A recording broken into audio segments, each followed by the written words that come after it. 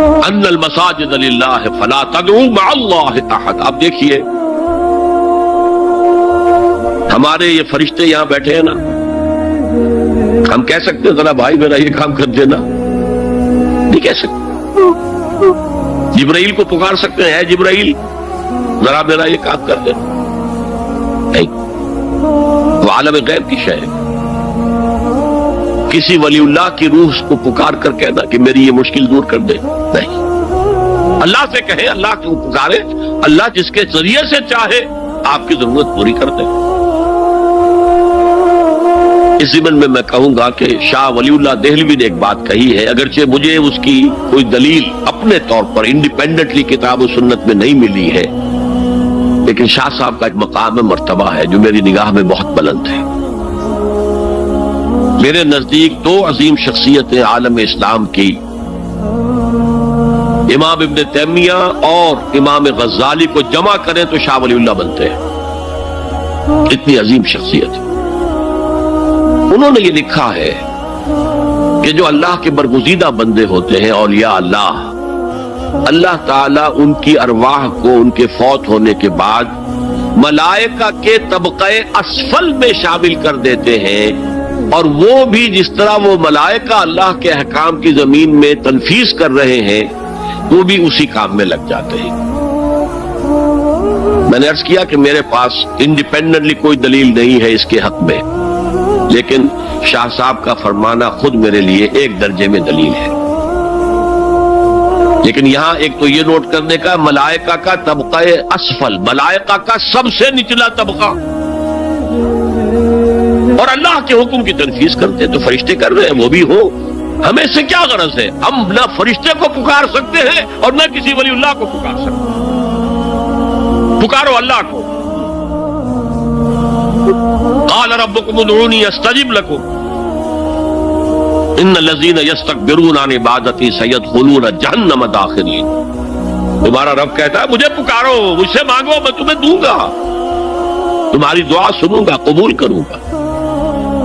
اور جو بربنائے تکبر مجھ سے نہیں مانگتے وہ جہنم میں داخل ہوں گے، ذلیل و خوار ہوں. حضور نے ایک بات، مجھے متن یاد نہیں ہے، بہت پیاری فرمائی. دیکھو انسانوں سے تم مانگتے ہو کچھ تو ایک دفعہ تو اس کے ماتھے پر، تیوری پر بل پڑ ہی جاتا ہے، یہ کیوں میرے سامنے ہاتھ سوال کیا، کیوں مجھے سے مانگ رہا ہے، چلیے بعد میں کچھ وہ دے ہی دے. ناگوار گزرتا ہے. ارے اس سے مانگو جو کہتا ہے کہ مجھ سے مانگو اور میں دوں گا. وہ نہ مانگنے پہ ناراض ہے، اس سے نہیں مانگتے. رات کے آخری ساعتوں میں، یا جسے آپ کہتے ہیں small hours of the morning, حدیث میں آتا اللہ نزول اجلال فرماتے، جس کو ہم نہیں جانتے کیسے نزول ہوتا ہے. ذات باری تعالیٰ اور اس کے متعلقات کے بارے میں جو بات آ گئی قرآن میں، حدیث میں، وہ ہم مانتے ہیں. کیسا یہ ہم نہیں جانتے. اس کا ہاتھ ہے کیسا ہے ہم نہیں جانتے. اس کا چہرہ ہے کیسا ہے ہم نہیں جانتے. اس کی ساق ہے، اس کی پنڈلی ہے کیسی ہے ہم نہیں جانتے. وہ سنتا ہے کیسے سنتا ہے ہم نہیں جانتے. کیا اس کے کان ہیں؟ کیا اسے بھی ساؤنڈ ویوز کی ضرورت ہے سننے کے لیے؟ وہ دیکھتا ہے کیسے دیکھتا ہے ہم نہیں جانتے. وہ اترتا ہے کیسے اترتا ہے ہم نہیں جانتے. جو قرآن میں آ گیا، حدیث میں آ گیا، مان لیجئے بس. باقی یہ متشابہات میں سے ہے، اس کی کھود کرید میں پڑو گے تو فتنے میں مبتلا ہو جائے. ابتغاء الفتنة وابتغاء تاویلہ. لہذا حدیث میں آتا ہے کہ رات کے آخری ساعتوں میں اللہ سمائے دنیا تک نزول فرماتے ہیں، اور پھر ندا لگتی ہے حل من سائل فاعطیہ، ہے کوئی سوال کرنے والا، مانگنے والا کہ میں اسے دوں. حل من مستغفر فاغفر لہ، ہے کوئی گناہوں کی معافی چاہنے والا کہ میں اسے معاف کر دوں. ہم انٹا غفیل سو رہے، ہم تو مائل بکرم ہے، کوئی سائل ہی نہیں. راہ دکھلائیں کسے؟ رہنم منزل ہی نہیں. راہ کسے دکھائیں؟ اللہ کے راستے پر چلنے کا فیصلہ کرو. اللہ کی راہ میں جہاد کا فیصلہ کرو، پھر اللہ راستہ کھولے گا۔ والذین جاہدوا فینا لنہدینہم سبلنا، وہ لوگ کہ جو ہمارے راستے میں جہاد کریں، محنت کریں، مشقتیں کریں، ہم لازماً ان پر اپنے راستے کھولتے چلے جائیں۔ وہ دعا شرک فی الدعا، مانگو صرف اللہ سے، وہ چاہے کسی فرشتے کے ذریعے، چاہے کسی فوت شدہ ولی اللہ کی روح کے ذریعے سے، چاہے کسی کو بھی نہیں، براہ راست اپنے حکم سے، اس کی تو قدرت ہے، جو چاہے کرے، کن فیکون، وہ جیسے بھی ہو وہ آپ کی ضرورت پوری کرے گا۔ وہی ہے جو کہ مشکلات کو حل کرنے والا ہے، وہی ہے کہ رزق دینے والا ہے، وہی ہے جو مرض سے شفا دینے والا ہے۔ پکارو اسی کو، مانگو اسی سے۔ اب آئیے، کچھ مراسم عبودیت ہوتے ہیں، مراسم رسم کہتے ہیں کسی چیز کی ظاہری شکل میں۔ رہ گئی رسم ازاں روح بلالی نہ رہی، فلسفہ رہ گیا تلقین غزالی نہ رہی۔ یہ قرآن کا بھی ہم اسے رسم الخط کہتے ہیں، رسم الخط، اور یہ حضرت عثمان کے زمانے میں فائدہ ہوا ہے کہ یہ اس طریقے سے لکھا جائے۔ تو عبدیت کے اظہار کے لیے کچھ رسومات ہیں، جس میں سے ایک پر گفتگو ہو چکی، قنوت، والقانتین والقانتات۔ یہ جو ہے اللہ کے حضور میں چاہے ہاتھ باندھے چاہے ہاتھ کھلے، لیکن ذرا جھک کر گردن میں خم کر کے کھڑے ہونا، یہ نماز کے اندر جو قنوت ہے، یہ قنوت ہے، یہ بھی اپنی عاجزی کا اظہار ہے، عجز اور تذلل۔ وہ جو ابن قیم کی میں نے ڈیفینیشن آپ کو بتائی، العبادت تجمع اصلین، غایت الحب وغایت الذل والخضوع، حد درجے میں اللہ کے سامنے بچ جانا، جھک جانا، گر جانا، رکوع، سجدہ اللہ کے سوا کسی کے لیے نہیں۔ اور اس معاملے میں دین محمدی جو اپنی تکمیل کو پہنچ گیا، الیوم اکملت لکم دینکم واتممت علیکم نعمتی ورضیت لکم الاسلام دینا، حضور کی بعثت سے قبل سجدہ تعظیمی جائز تھا، کسی شخص کی تعظیم کے لیے، اس کی عزت کے لیے اس کے سامنے سجدہ کرنا جائز تھا۔ حضرت یوسف کے سامنے ان کے والدین اور 11 بھائی سجدے میں گر گئے۔ بچپن میں خواب دیکھا تھا اور 40-50 سال بعد اس کی تعبیر بالفعل ایک اس واقعے کے طور پر سامنے آ گئی۔ سجدہ کرنا، جھکنا، سجدہ کرنا، یہ جائز تھا سجدہ تعظیم۔ حضور پر شریعت مکمل، توحید مکمل، اب ہر نوع کا سجدہ حرام مطلق ہے سوائے اللہ کے کسی کو۔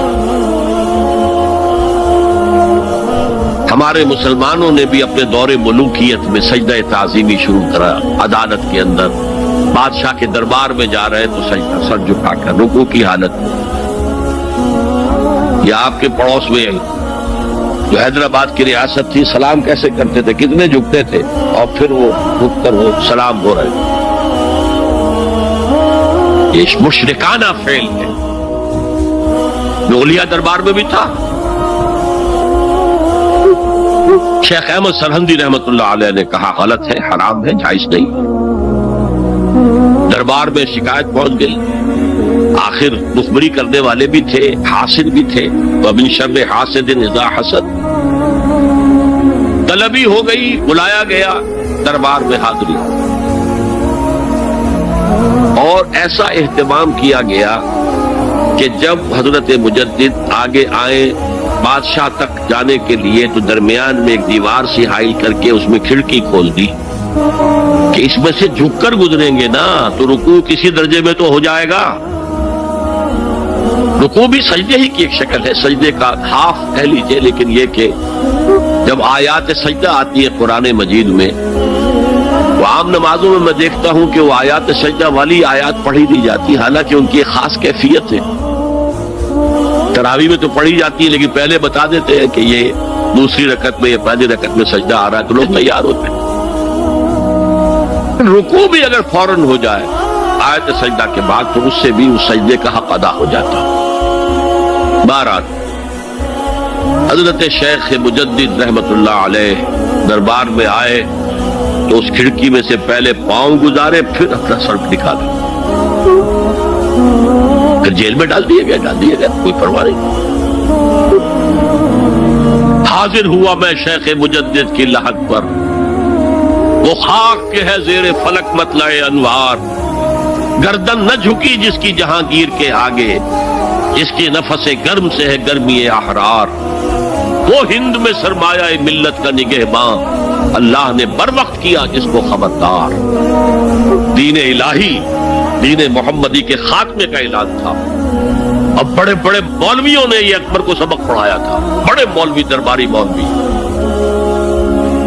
انہوں نے سبق پڑھایا تھا. اللہ کا ایک دن 1000 برس کا ہوتا ہے اور اللہ کا ہر معاملہ 1000 سال تک ہوتا ہے. اب 1000 سال ہو گئے محمد کی رسالت کو، ان کی رسالت کا دور ختم صلی اللہ علیہ وسلم. اب دوسرا 1000 سال، اسی لیے الف ثانی کہتے ہیں نا، الف ہزار کو کہتے ہیں الف ثانی. یہ دوسرا 1000واں سال جو شروع ہو گیا ہے، اس میں ایک نئے دین کی ضرورت ہے. وہ دین اکبری ہے، دین الہی ہے. اور دین الہی کیا تھا؟ یہ ایک بہت بڑی سیاسی تدبیر تھی، اصل میں بہت بڑی سیاسی تدبیر، اور اس کا ظہور بعد میں بھی ہوا ہے ہندوستان کی سرزمین میں. وہ یہ کہ ہندوستان کی ترقی میں جو چیز سب سے بڑی رکاوٹ ہے وہ مذہبی اختلافات. لہذا ایسا کرو، سارے مذاہب جو ہیں اسے ہاون دستے میں ڈالو، کوٹ کوٹ کے چورا چورا کر کے بناؤ صفوف، اور یہ مذہب سب کا ہو جائے تو مذہبی اختلافات ختم ہو جائے. دوسری بات ان کی سمجھ میں یہ آ گئی کہ اصل میں اختلاف رسالت اور شریعت کی بنیاد پر ہوتے ہیں. لہذا دین الہی، بس خدا کو مانو، بس رسالت وغیرہ کو چھوڑو. خدا تو سب کا رب ہے، اسے آپ پرماتما کہہ لے، مہادیو کہہ لے، جو چاہے کہہ لے، اللہ کہہ لے، رام کہہ لے. قُلِ اللَّهَ وَالرَّحْمَٰنُ أَيَّمَّا تَدْعُوا فَلَهُ الْأَسْمَاءُ الْحُسْنَىٰ. قرآن کہتا ہے تم اللہ کہہ کر پکار لو یا رحمان کہہ کر پکار لو، جس کو بھی تم پکار رہے ہو یہ جان لو کہ تمام اچھے نام اسی کے. یہ فلسفہ تھا بہت گہرا. وہ جاہل تھا، ان پڑھ تھا، لیکن بہت بڑا سیاستدان تھا اکبر، اس میں کوئی شک نہیں. لیکن یہ کہ اگر ایک حکومت، اور جو سب سے بڑا مغل اعظم جس کو کہتے ہیں، اس کے زمانے میں مسلمانان ہند جو ہے سیاسی اعتبار سے اپنے عروج پر تھے، لیکن دینی اعتبار سے پاتال کا معاملہ آ گیا. دین محمدی ختم. 1000 سال کا ایک دن ہے اور وہ ختم ہو چکا. اللہ نے اٹھایا مجدد الفسانی رحمت اللہ علیہ اور ان کی درویشانہ مساعی کے ذریعے سے. اب دیکھیے اس زمانے میں تصوف کے ذریعے سے سب سے بڑا شرک آ رہا تھا.